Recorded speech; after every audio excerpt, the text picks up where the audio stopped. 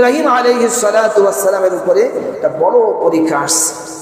তা বড় পরীক্ষাটা সরাসরি না, ডাইরেক্ট না, ইনডাইরেক্ট। সরাসরি না, সরাসরি আল্লাহ তাআলা বলেন নাই। আল্লাহ তাআলা স্বপ্নের ভিতরে দেখিয়েছেন, ঘুমের ভিতরে। কিসের ভিতরে? ঘুমের ভিতরে। লোক যেমন দামি হয়, যে যত বড় হয় তার পরীক্ষাও তত বড় হয়, আর যে যত ছোট হয় তার পরীক্ষাও তত ছোট হয়।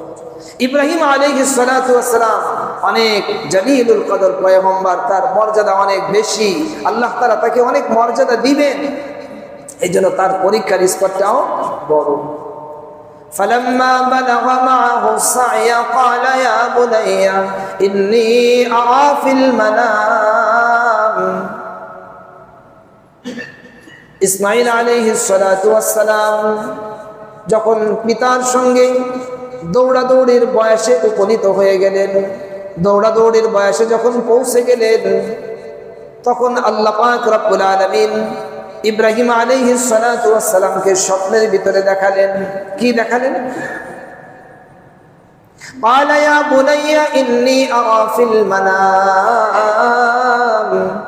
ইব্রাহিম আলাইহিস সালাতু ওয়াস সালাম পুত্রকে বলতেছেন, হ্যাঁ আমার কলিজার টুকরা সন্তান, আমি স্বপ্নের ভিতরে দেখেছি, আন্নী আযবাহুক, নিশ্চয়ই আমি তোমাকে জবাই করতেছি, এটা আমি স্বপ্নের ভিতরে দেখেছি।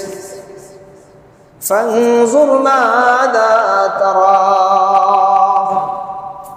এখন তোমার এই ব্যাপারে তোমার অভিমত কি, তুমি সেটা বলো। ফানজুর মাযা তারা, তুমি কি বলতে চাও, তুমি তোমার মনের কথাটা কি, তুমি সেটা বলো। আমি তো দেখেছি যে আমি তোমাকে জবাই করতেছি।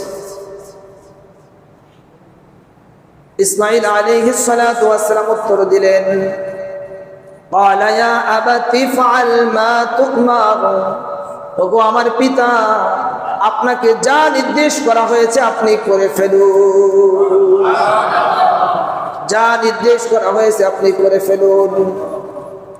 ক্বালা ইয়া আবাতি ফাআল মা তু'মার সাতাজিদুনি ইনশাআল্লাহু মিনাস সাবিরিন। ইসমাঈল আলাইহিস সালাতু ওয়াস সালাম তিনি জানিয়ে দিলেন, পিতা আপনি যখন এই কাজটা করবেন আপনি আমাকে পাবেন, ধৈর্যশীলদের অন্তর্ভুক্ত আপনি আমাকে পাবেন, যদি আল্লাহ তাআলা চান।